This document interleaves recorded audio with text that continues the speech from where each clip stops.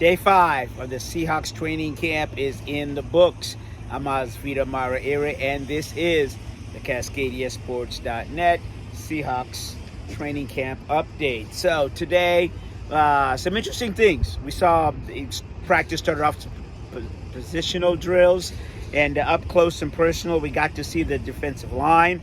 These guys are big. Al Woods, Poona Ford, they are big and fast. I really would say look for big things to happen from the defensive line. And so those were the closest ones that we could see. Normally when they practice, sometimes some positional groups are close to you, some are really far. As I said, today we got to see the defensive line. Also, linebackers were front and center, and I'll get this in right now.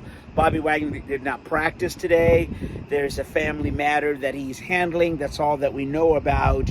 But moving on, in terms of the defense, 2 interceptions, which is a rarity, but Demarius Randall picked off a Russell Wilson pass. And let me tell you something about Russell Wilson and his competitiveness. He does not like to throw interceptions, whether it's in practice or whether it's in the game. So Demarius Randall, cornerback, he got one. The other one was just a spectacular play where the Seahawks tried to run something inside the 20-yard line, and let me just say it was kind of a trick play for the fun of it. Can't tell you exactly what happened, but the intricacy of the play. What I can tell you is that in the end, Trey Flowers was guarding a wide receiver, and in the end, tipped the ball to a waiting Quadre Diggs, who picked it up, ran it for 20 yards, and to everybody's amazement, he punted the ball. That's how excited he was to pick off the pass. So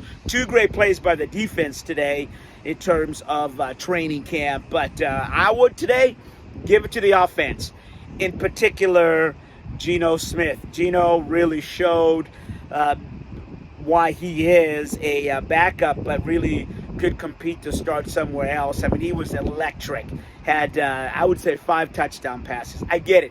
It's practice. But in terms of their drills, and Colby Parkinson was his favorite receiver. At 6'7", Geno, got it. I mean, he made it and gave it to the big tight end who'll be fighting for a position and playing time. Not only a spot on the team, Pete talked about that at 6'7", Parkinson, it could be a threat inside the red zone. Now, that's not to count Will Dissly at all, but again, it was Geno's day, and he had some good passes, not only to Parkinson, but also to some of the other wide receivers. And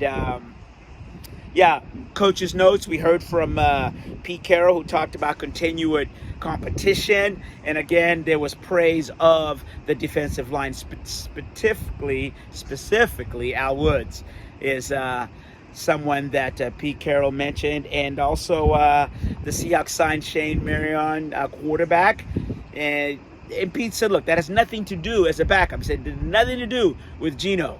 And in fact, Pete said that has something more to do if we need a 3, a 3, which means right now it's Geno's gig. Why did they sign Sean? Pete was asked, and he said, for 2 things. He was a backup in LA, so he understands the offense, and Pete spoke to that. Said Marion came in and really took command of the offense. So we'll have to wait and see. It's a business. Everybody has to make these decisions. And other than that, it was another festive practice. The 12s were out. And so that's a wrap for the CascadiaSports.net Seahawks training camp update. I'm Vida Mara Ere.